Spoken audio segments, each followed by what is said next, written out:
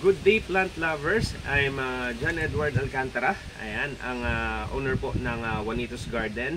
And for today's video po, tuturuan ko kayo kung paano ang tamang dapat nating gawin pagka nakita nyo na nabubulok po ang ating mga Sansevieria po, para din maiwasan yung mga ganitong nangyayari sa ating Sansevieria. Ayan, samahan nyo ako at ituturo natin sa inyo kung paano ang tamang pag-aalaga.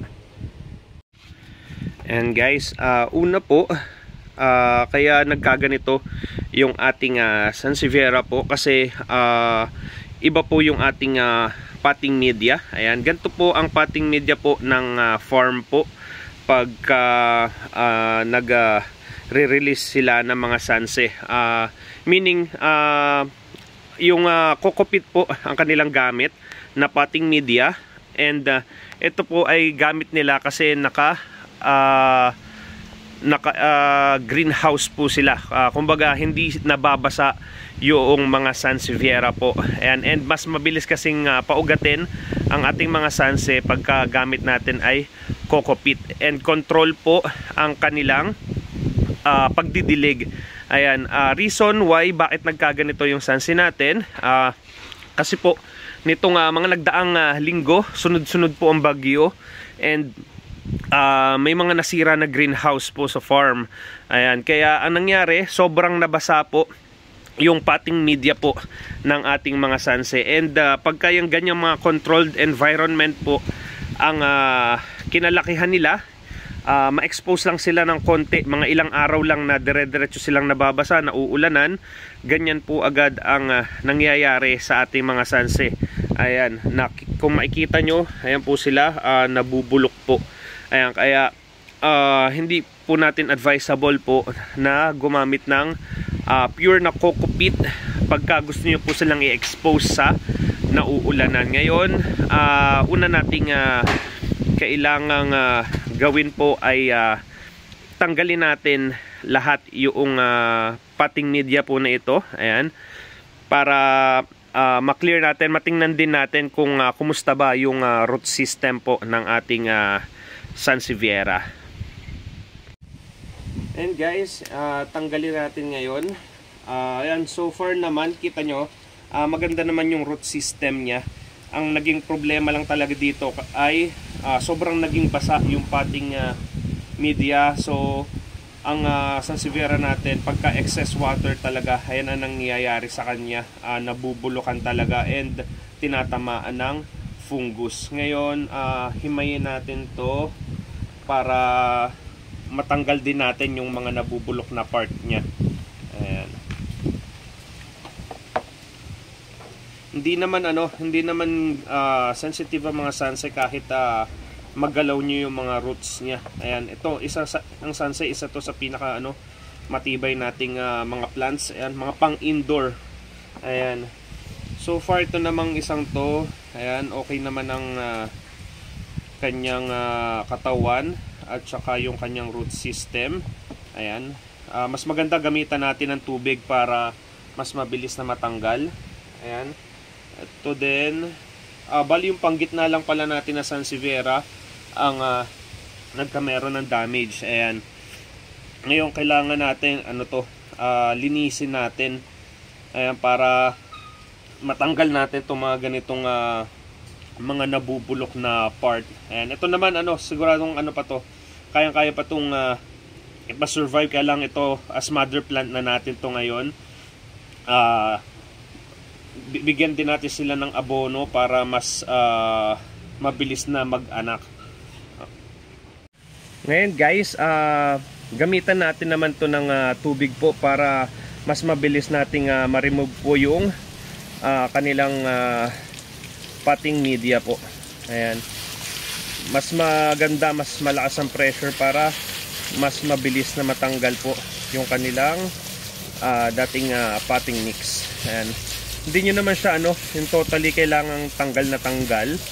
Ayan, kasi kailangan din naman talaga nila ng kokopit. Ayan, makita nyo, okay naman yung kanyang root system, maputi. Ayan, isang indication po na maganda ang kanyang mga roots ay ayan, makikita nyo na kulay puti. pagka kulay brown guys, na medyo parang nabubulok yung kanyang mga roots, ayan po ang isang indication na talagang mali yung potting media natin, at saka na-overwater natin sila. Ayan. Yan, may natanggal na roots pero okay lang yan, wala nang problema yan, uugat naman uli yan na panibago.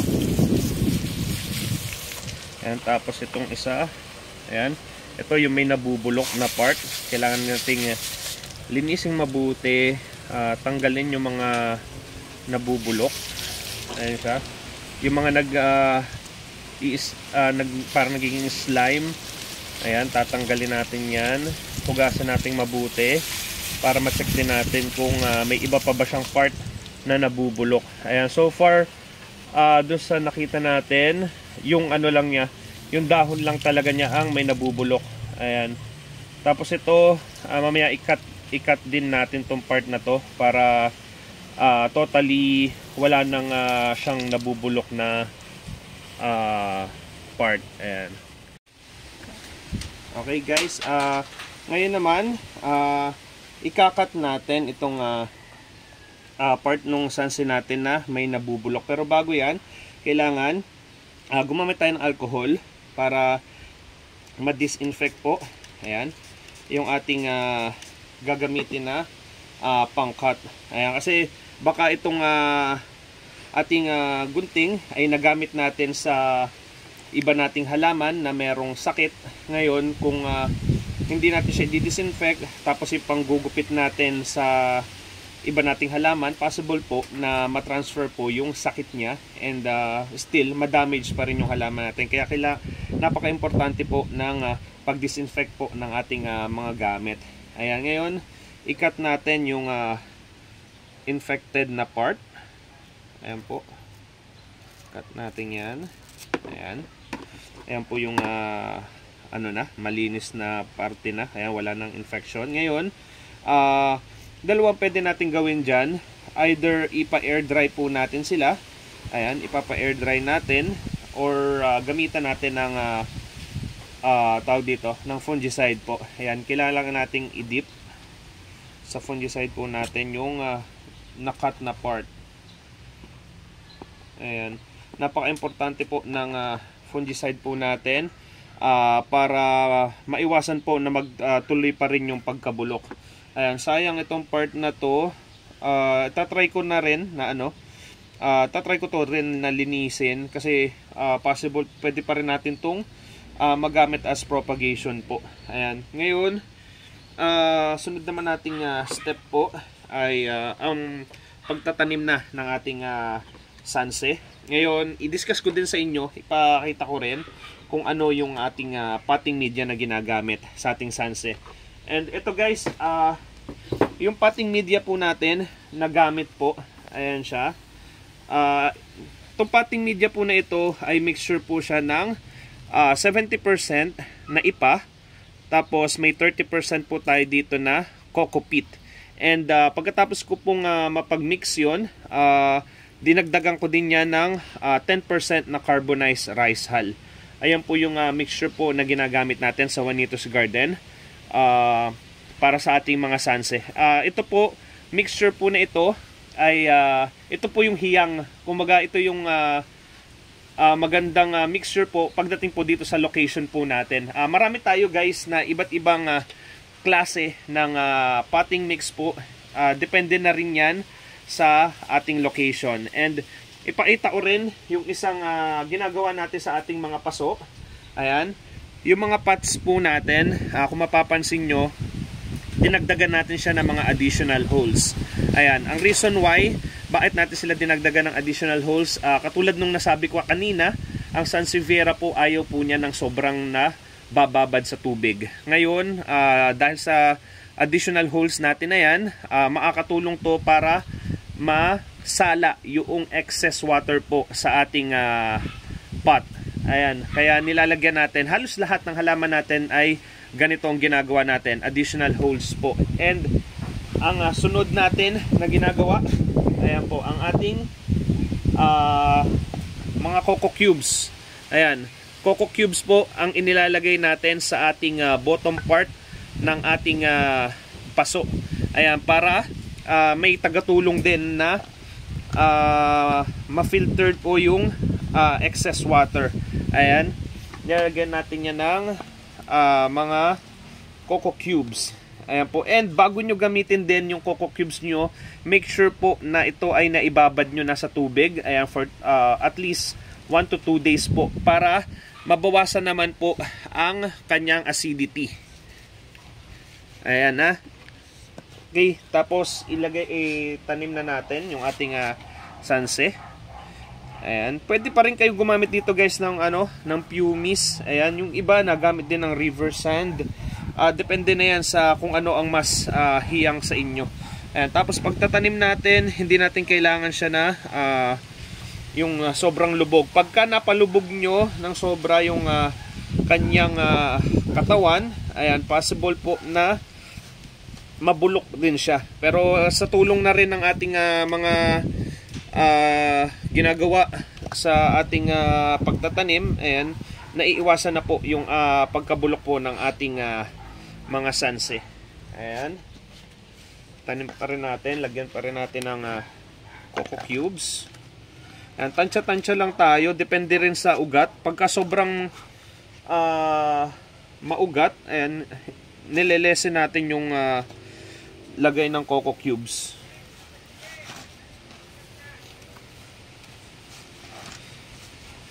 Ayan po.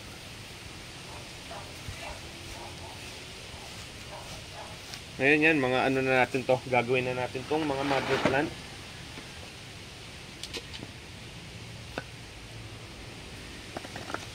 Ayan. Tanong natin tong isa pang natin na sunset. Pero ito naman mga to, magaganda naman siya, wala naman siya naging damage. Yung nasa middle part lang talaga ang merong nabulok. Ayan, yung napuruhan.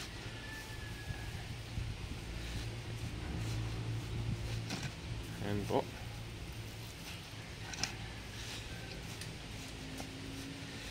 Ayan. Okay na ang ating mga sanse. Ito yung may na-damage, and hoping na makarecover na siya ng maganda. Okay guys, ito naman ngayon, dito natin sila ipupwesto. Open area po ito, rain or shine, ang matatanggap ng ating mga sanse.